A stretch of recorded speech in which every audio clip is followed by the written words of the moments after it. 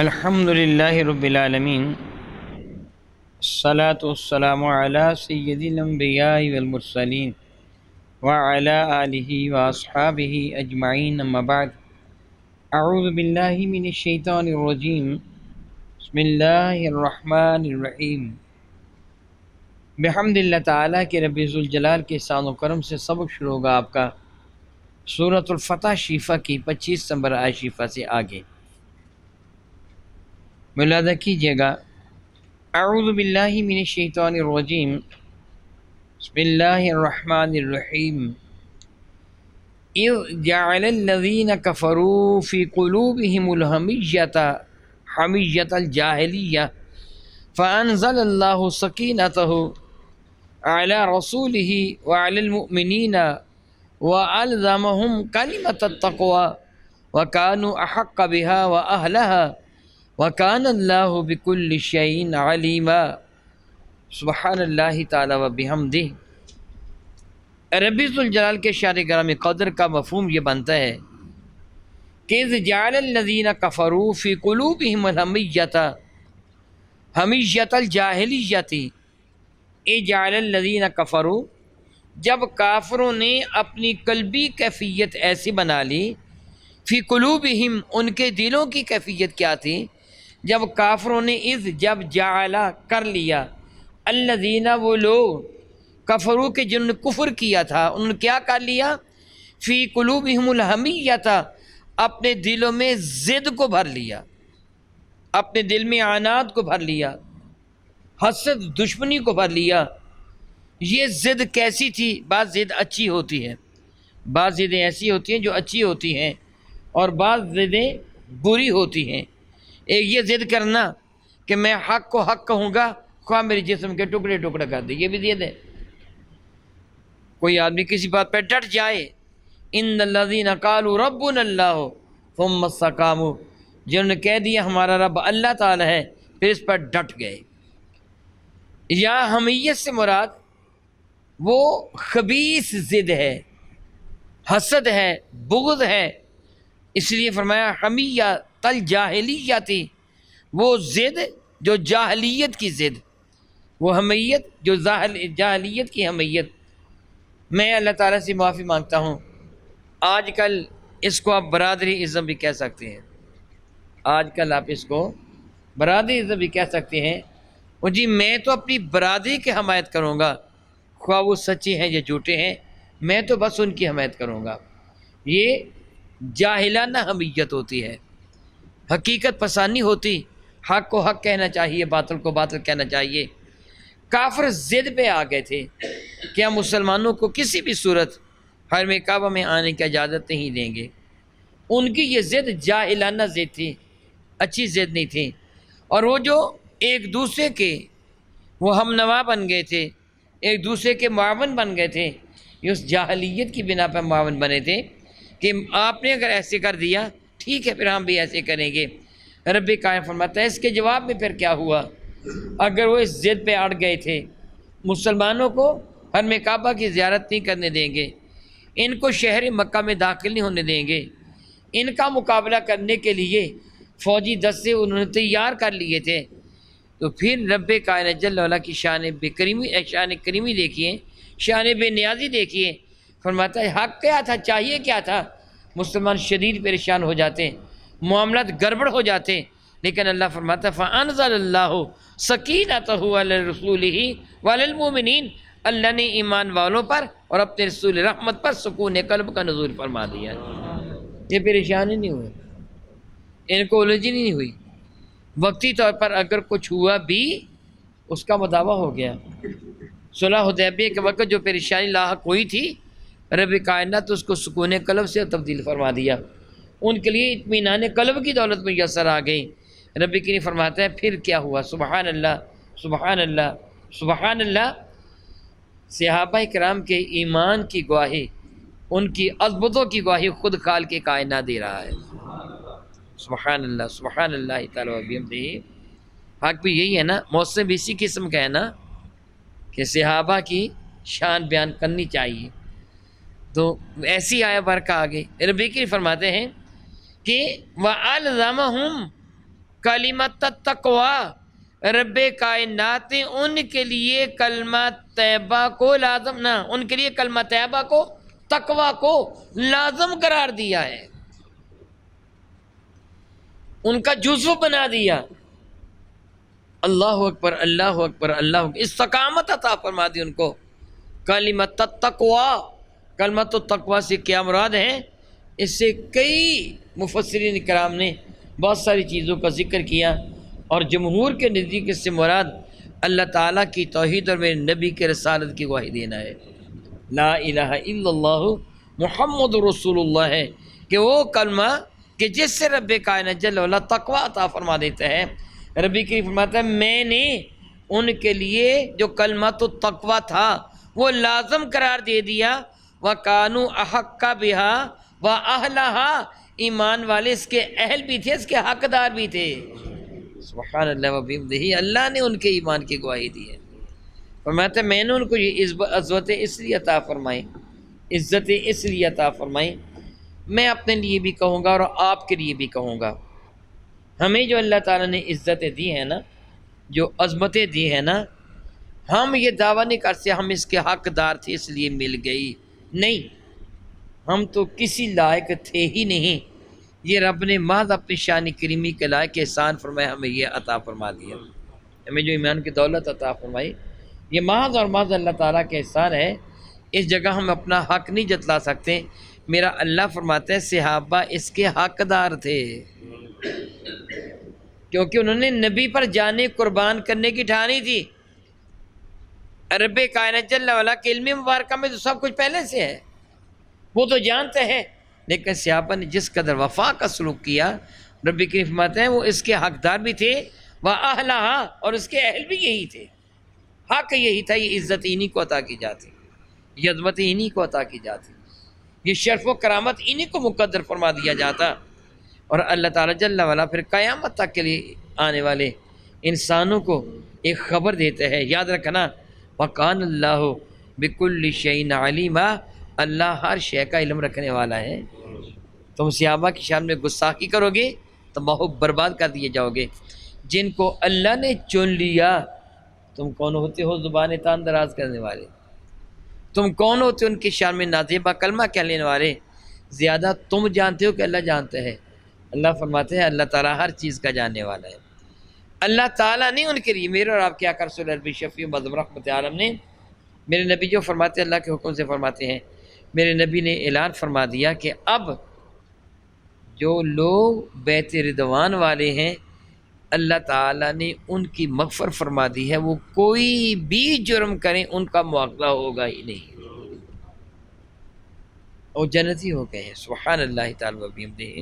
ہم عشرہ مبشرہ کا نام لیتے ہیں، بالکل صحیح ہے، یہاں تو 1400 صحابہ تھے جن کو میرے نبی نے جنتی ہونے کی خوشخبری سنا دی۔ رب کائنات سارے صحابہ سے کل وعد اللہ الحسنی، اللہ نے سب سے بھلائی کا وعدہ کر لیا کہ میں اپنے نبی کے کسی بھی غلام کو جہنم میں نہیں جانے دوں گا۔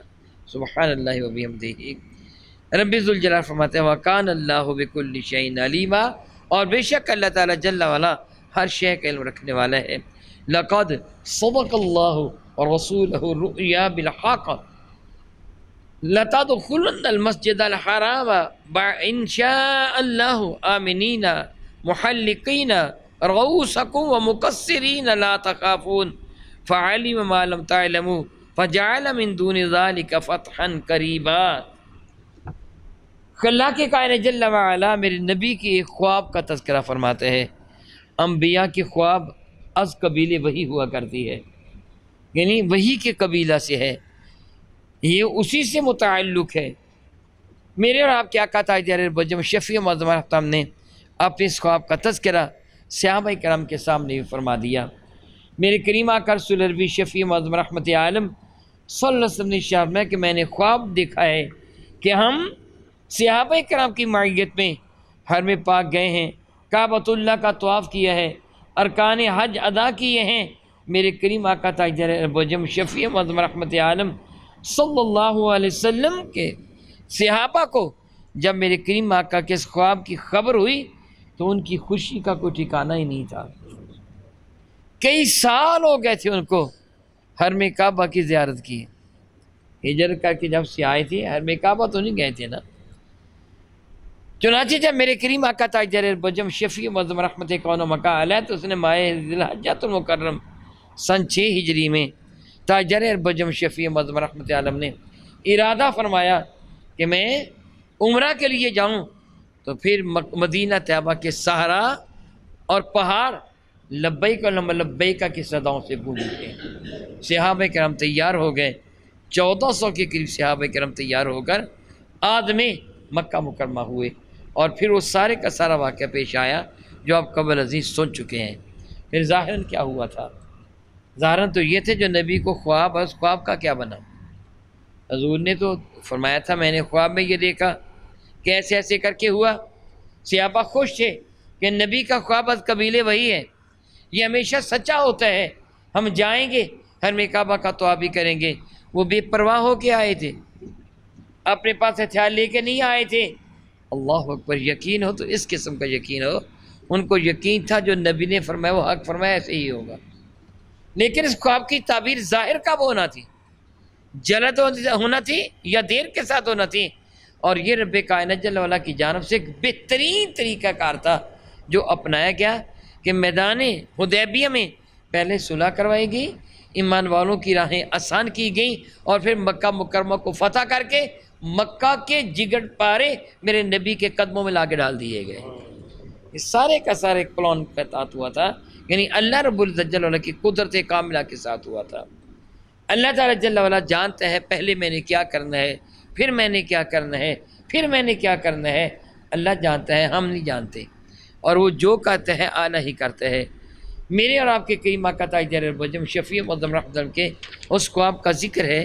لقد صدق اللہ، بے شک اللہ تعالیٰ نے سچا کر دکھایا رسولہ رؤیا، اپنے رسول کے خواب کو. کیا خواب دیکھا تھا؟ لَتَدْخُلُنَّ الْمَسْجِدَ الْحَرَامَ، کہ یقیناً بالیقین وہ داخل ہوئے ہیں مسجد بیت الحرام میں انشاءاللہ. اللہ تعالیٰ جل وعلا نے چاہا تھا وہ مسجد بیت الحرام میں داخل، حرم کعبہ کا طواف کیا ہے. یعنی میرے کریم نے خواب میں دیکھا، صحابہ کرام کو دیکھا، خوشی کا ٹھکانہ نہ تھا. لیکن میدان حدیبیہ سے واپس آئے اور پھر بہت جلد مکہ مکرمہ فتح ہو گیا. گویا رب نے اپنے محبوب کی خواب کو پورا کر دکھایا. اتنی شان کے ساتھ صحابہ مکہ مکرمہ میں داخل ہوئے کہ جس شان کا اندازہ کوئی کر ہی نہیں سکتا. عربی کی اشارہ فرماتے ہیں انشاءاللہ، اللہ نے چاہا تو کہ سال میں آمنین، مکمل امن کے ساتھ. اللہ اکبر اللہ اکبر اللہ اکبر. یہی وہ شہر مکہ تھا جس کے گلی کوچوں میں صحابہ کرام کو ایذائیں دی جاتی تھی، ستایا جاتا تھا، مارا پیٹا جاتا تھا، سنگ باری کی جاتی تھی، تہتے کوئلوں پہ لٹایا جاتا تھا، آگ کی طرح جلتی ہوئی ریت پر لٹا کر سینے پہ بھاری برکم پتھر رکھ دیا جاتا تھا. گائے ذبح کر کے اس کی کھال میں مسلمانوں کو لپیٹ کر رسیاں باندھ کر دھوپ میں پھینک دیا جاتا تھا. اللہ یعوذ باللہ تعالیٰ، وہ کون سا ظلم تھا جو اہل مکہ نے اہل ایمان کے لیے روا نہ رکھا ہو. مگر آج عالم کیا ہے، ایمان والے الحمدللہ تعالیٰ گروہ در گروہ حرم کعبہ کی زیارت کے لیے آ رہے ہیں. کسی کی جرت نہیں ان کی طرف آنکھ بھی اٹھا کے دیکھ سکے. اور سارے کافر جو بدترین ظالم تھے میرے نبی کے دربار مقدس میں گردنیں جو گائے بیٹھے ہیں. کل عثمان بن ابی طلحہ، میرے نبی نے فرمایا تھا میں کعبۃ اللہ کے اندر جانا چاہتا ہوں. یہ کافر تھا، عثمان بن ابی طلحہ کافر تھا، اس سے انکار کر دیا تھا میں تجھے اندر نہیں داخل ہونے دوں گا. بڑا درست لہجہ تھا اس کا، بڑا سخت گیر قسم کی گفتگو تھی اس کی. میرے کریم آقا نے ارشاد فرمایا عثمان، وہ وقت بھی کیسا وقت ہوگا جب حرم کعبہ کی کنجی مجھ مصطفیٰ کے ہاتھ میں ہوگی، اور پھر جیسے میں چاہوں گا عطا کروں گا. پھر عثمان نے یہ کہا تھا اس دن پھر قریش ہلاک ہو جائیں گے، برباد ہو جائیں گے، گویا کوئی بھی باقی نہ رہے گا، تب کنجی آپ کو ملے گی. میرے کریم نے جواب دیا تھا نہیں، قریش برباد نہیں ہوں گے، قریش کو اللہ مزید عزت عطا فرما دے گا.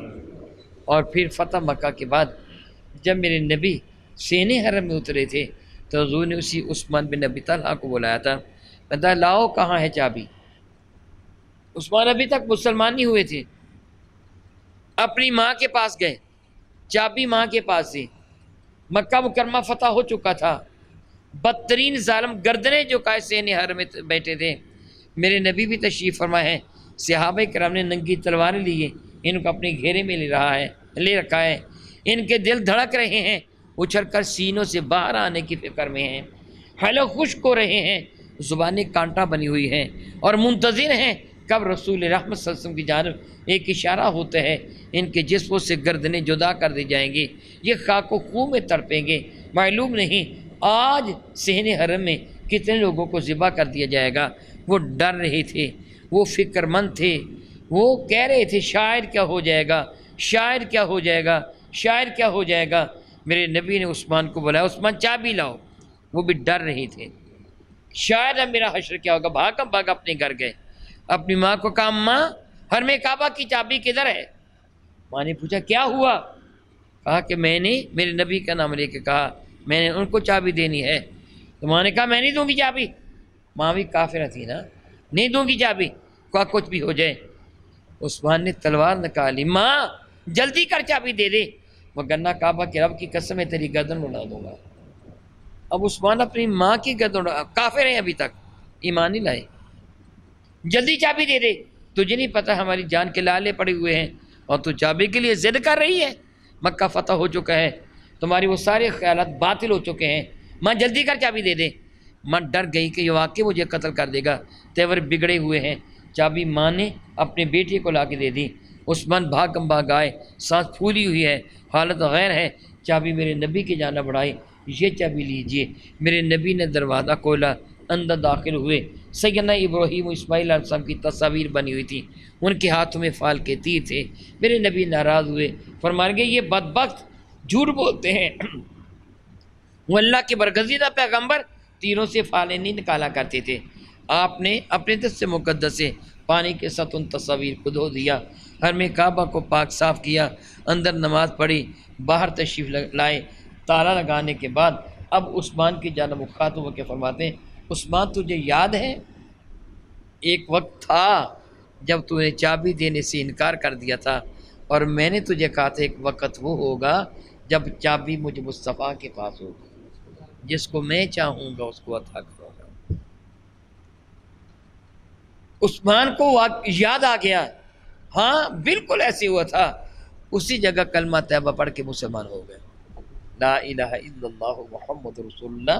میں گواہی دیتا ہوں کہ اللہ تعالیٰ کے سوا کوئی بات کے لائق نہیں، آپ اللہ تعالیٰ کے سچے رسول ہیں، اگر سچے رسول نہ ہوتے تو اتنا طویل عرصہ پہلے وہ خبر نہ دیتے جو آج پوری ہو گئی ہے۔ پھر حضرت علی نے عرض کیا تھا یہ چابی مجھے دے دیجئے، حضرت عباس نے عرض کیا تھا یہ چابی مجھے دے دیجئے، میرے نبی نے فرمایا نہیں، چابی میں عثمان ہی کو عطا فرماؤں گا۔ ان اللہ یامرکم ان تؤدوا الامانات الی اہلھا، کہ امانتیں اللہ حکم دیتا ہے ان کے جو اہل ہیں نا، تؤدوا الامانات الی اہلھا، امانتیں ادا کرو ان کو جو ان کے اہل ہیں، یعنی جن سے چابی لی ہے میں چابی اسی کو دوں گا۔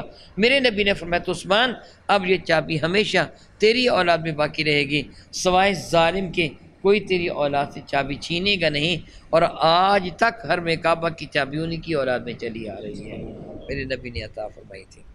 کہاں وہ حال اور کہاں اللہ فرماتے ہیں کہ اپنے رسول کے خواب کو اللہ نے سچا کر دکھایا، بالحق، حق کے ساتھ، کیا لتدخلن المسجد، آپ داخل ہوں گے مسجد حرام میں، مسجد الحرام، مسجد حرام میں، انشاءاللہ اللہ نے چاہا تو آمنین، امن کے ساتھ، خطرے کے ساتھ نہیں، ڈرتے ہوئے نہیں، محلقین رؤوسکم، اپنے سروں کو منڈواتے ہوئے، حلق کرواتے ہوئے، وہ مقصرین، یا قصر کرواتے ہوئے، یعنی بالوں کو کٹواتے ہوئے۔ یہ دو ہی طریقے ہوتے ہیں، اگر فقہاء کرام کے نزدیک بال انگلی کی پور سے زیادہ لمبے ہوں، اتنے کاٹے جائیں گے کہ انگلی کی پور کے برابر، اگر سارے بال انگلی کی پور کے برابر کٹ سکتے ہوں تو پھر قصر کرنے کی اجازت ہے۔ اگر بال چھوٹے ہوں، جس طرح ہمارے ہاں کہ جب بال کاٹے جاتے ہیں بعض حصے چھوٹے ہوتے ہیں، بعض حصے لمبے ہوتے ہیں، تو چھوٹے تو انگلی کی پور کے برابر ہوتے نہیں ہیں، اگر ایسی ہو تو پھر حلق ہی کروانا ہوگا، لیکن سب بڑے ہوں، جس طرح کسی نے زلفیں رکھی ہوں پٹے رکھے ہوئے ہوں تو وہ ایک انگلی کی پور کے برابر کٹوا سکتے ہیں، لیکن جس کی ایسی نہ اس کو پھر منڈوانا ہوگا۔ مقصرین لا تخافون، وہ قصر کروا رہے ہوں گے اور سر منڈوا رہے ہوں گے، ان کے کوئی خوف نہیں ہوگا۔ فعلم، اور اللہ تعالیٰ جل وعلا جانتا ہے، ما لم تعلموا، ایمان والو جو تم نہیں جانتے، فجعل من دون ذالک فتحا قریبا، اللہ نے اس کے علاوہ بھی فتح و نصرت کے دروازے کھول دیے ہیں۔ اور آپ جانتے ہیں نا، حضرت سیدنا فاروق اعظم رضی اللہ تعالیٰ عنہ نے، تنہا سیدنا فاروق اعظم نے 22,51,000 مربع میل کا علاقہ سلطنت اسلامیہ میں داخل کر دیا تھا۔ اتنا طویل بڑا علاقہ جس میں عراق، عرب، عجم، شام، یمن، یہ سارے کے سارے علاقے اور ہمارے ساحل مکران تک، یہ سارے کے سارے علاقے اس میں شامل تھے۔ یعنی 22,51,000 تقریباً 22,500,000 مربع میل کا علاقہ حضرت فاروق اعظم نے فتح کر لیا تھا۔ اللہ تعالیٰ فرماتے ہیں کہ من دون ذالک فتح قریبا، اس فتح مکہ کے بعد بھی ہم ان قریب بہت سی فتوحات ایمان والوں کو عطا فرمائیں گے۔ اور یہ رب کائنات جل مجکیم کا ارشاد گرامی قدر صحابہ کرام بالخصوص سیدنا فاروق اعظم کے زمانے پر نشان میں پورا ہوا۔ او کما قال اللہ تبارک و تعالی، واللہ تعالی اعلم باسرار کتاب۔